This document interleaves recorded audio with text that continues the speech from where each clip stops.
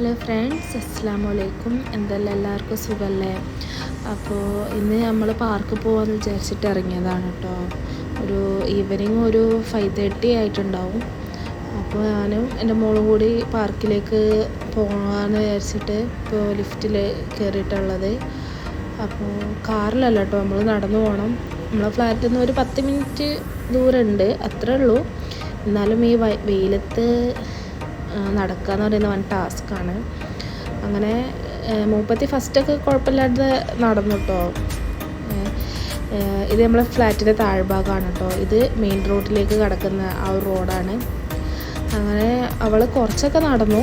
പിന്നെ ആൾക്ക് മടിയായതാണോ വണ്ടിയുടെ സൗണ്ട് കൊണ്ടാണോ എന്നറിയില്ല, ആൾ പിന്നെ നടക്കുന്നില്ല. അപ്പം പിന്നെ എനിക്ക് പാവം തോന്നിയിട്ട് ഞാൻ അവളെ എടുത്തിട്ട് ബാക്കി വീഡിയോ ഒന്നും എനിക്ക് എടുക്കാൻ കഴിഞ്ഞില്ല. അങ്ങനെ നമ്മൾ പാർക്കിൻ്റെ മുമ്പിലെത്തി. ഇതാണ് കേട്ടോ പാർക്കിൻ്റെ ഒരു മുൻഭാഗം.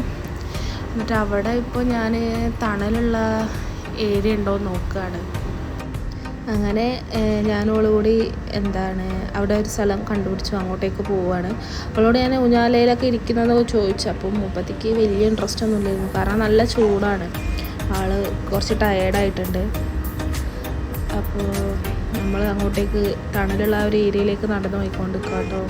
കണ്ടില്ലേ, മോള് ഫുള്ളായിട്ട് ടയേർഡായിപ്പോയി. പിന്നെ എനിക്ക് പോകണ്ടായിരുന്നു എന്ന് തോന്നിപ്പോയി, അമ്മാതിരി ചൂടാണ്. ഞാനവിടെ നല്ല ചൂടാണ് കേസെന്നൊക്കെ പറയാം കേട്ടോ. പിന്നെ ആൾ ആക്റ്റീവായി.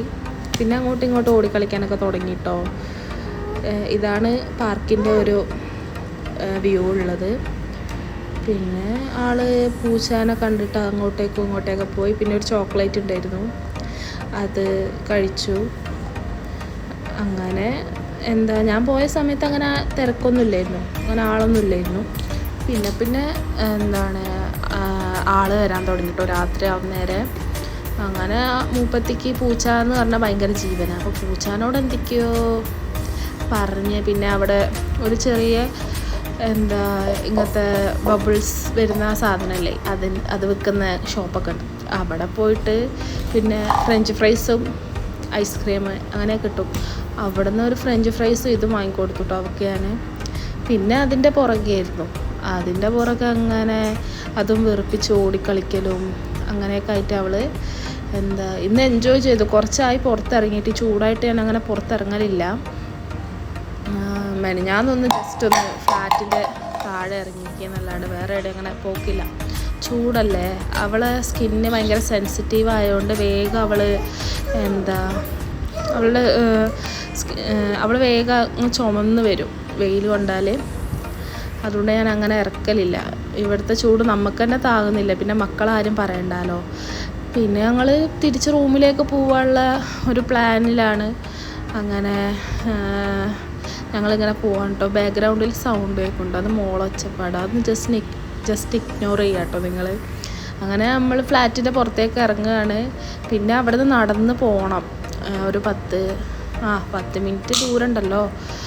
മൂപ്പത്തിയിൽ നടക്കുമോയെന്നും അറിയില്ല. അപ്പം അങ്ങനെ പോവാണ്. അപ്പോൾ ഏകദേശം വൈകുന്നേരം കഴിഞ്ഞ് മഗ്‌രിബ് ആവാനായിട്ടുണ്ട്. അങ്ങനെ മൂപ്പത്തി കുറച്ച് നടന്നിട്ടുള്ളൂ കേട്ടോ. പിന്നെ ഞാൻ എടുക്കുക ചെയ്തേ. അങ്ങനെ ഇതാണ് കേട്ടോ നമ്മളെ ഫ്ലാറ്റിൻ്റെ അങ്ങോട്ടേക്ക് പോകുന്ന റോഡ്. ആ കാണുന്നതാണ് നമ്മൾ നിൽക്കുന്ന ഫ്ലാറ്റ്, അതാണ് കേട്ടോ. പിന്നെ എങ്ങനെയൊക്കെയോ അവിടെ എത്തി. നമ്മൾ എങ്ങനെയെങ്കിലും ഒന്ന് റൂമിലെത്തിയാൽ മതിയായിരുന്നു. ശരിക്കും ടയേർഡായിപ്പോയി.